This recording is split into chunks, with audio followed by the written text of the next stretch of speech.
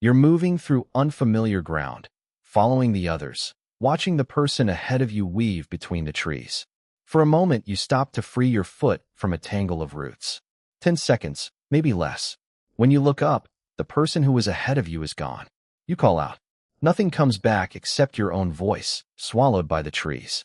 You walk forward, certain they're just out of sight, and then you stop, because you no longer know which direction forward even was. Your entire species has spent its existence never being more than shouting distance from other people. And right now, for the first time you can remember, you are completely, genuinely alone. Most people, imagining this scenario, jump straight to the obvious dangers. Predators, starvation, exposure. And those are real threats, eventually. But they are not what actually kills most people who become separated from their group, and they are almost never what happens first.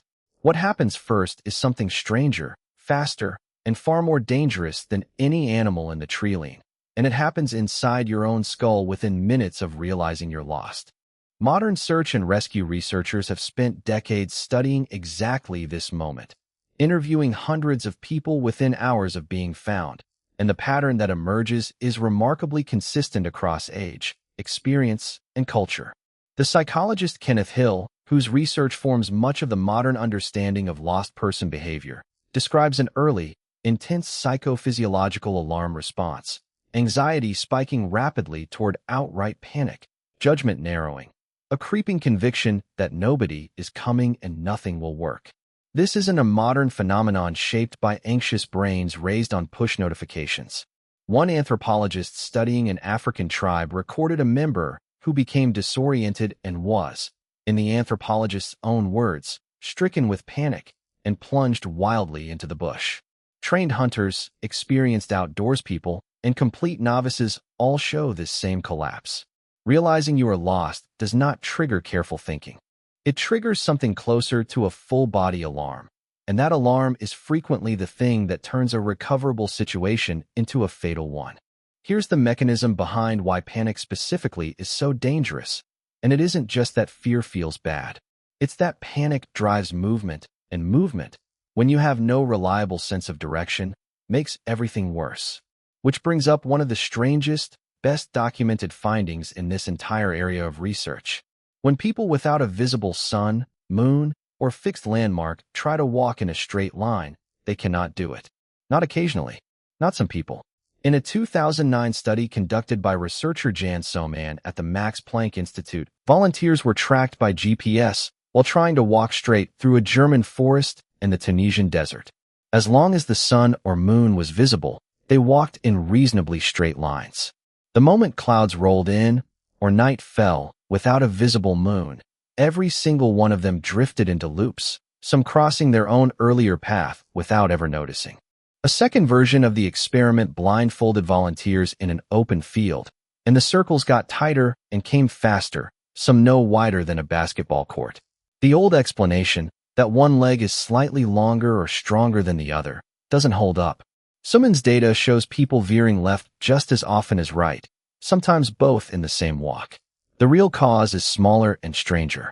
Without an external fixed point, constant errors in your inner sense of direction accumulate, and what your brain confidently registers as walking straight ahead slowly, invisibly, becomes a curve.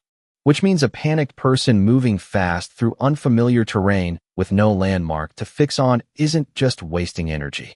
They are, with total physical confidence, tracing a route that loops back on itself, burning daylight and strength to arrive nowhere. Search and rescue data backs this up directly.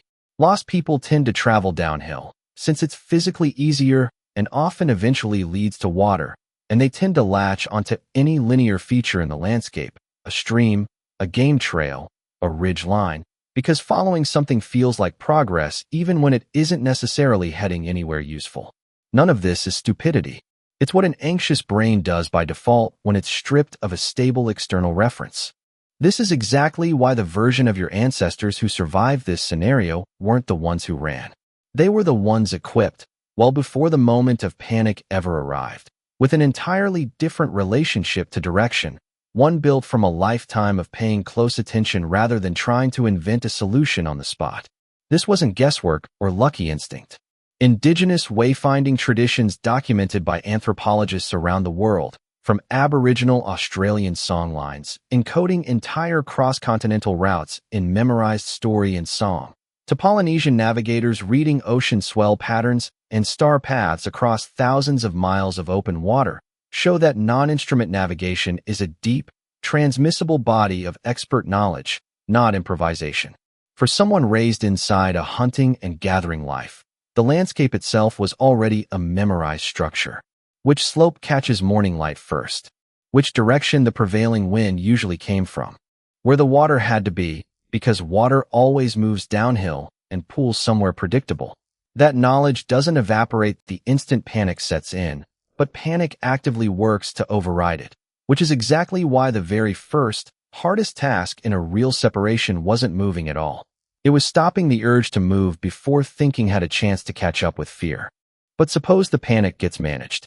Suppose the immediate navigational crisis gets solved, or at least survived. There is a second, quieter threat sitting underneath all of this, one that had nothing to do with getting lost in the geographical sense at all.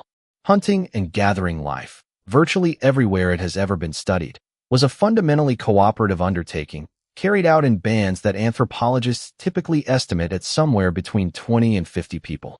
Large game was brought down by coordinated groups, not lone hunters. Fire, once lost, was far easier to reignite from a neighbor's coals than to strike fresh with the right tools and the right dry tinder, both of which took real skill to locate. Nights were survived partly through sheer numbers, since a group sleeping together with someone always half awake was a far harder target than a single exhausted person alone. Separation didn't just mean a wrong turn.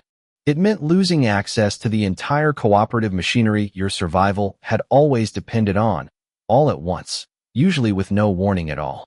The classic survival framework taught today, sometimes called the rule of threes, roughly 3 minutes without air, 3 hours without shelter in truly severe conditions, 3 days without water, 3 weeks without food, gives a rough triage order for what actually kills a lone person fastest. But it was built for someone who already has the skills to secure shelter and water on their own. For most of human history, those specific skills, exactly where to dig for water, how to build a shelter that would hold through a cold night, which plants nearby were safe, were not universally distributed. They were often concentrated in specific, experienced members of the group. Losing the group could mean losing exactly the knowledge you personally needed most, at precisely the moment you needed it most urgently. Which is why, more than any individual skill, the actual determining factor in most real-world lost person outcomes, ancient or modern, comes down to something almost absurdly simple. Stop moving. Stay findable. Wait.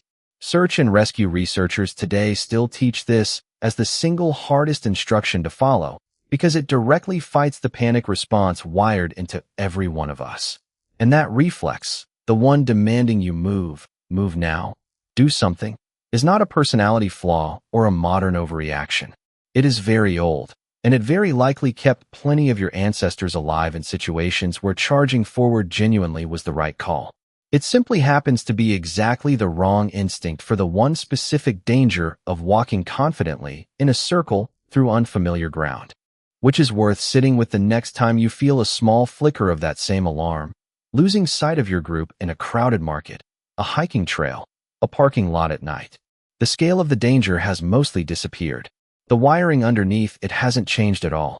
40,000 years ago, that spike of dread meant something with real teeth was suddenly possible. Your body still doesn't know the difference.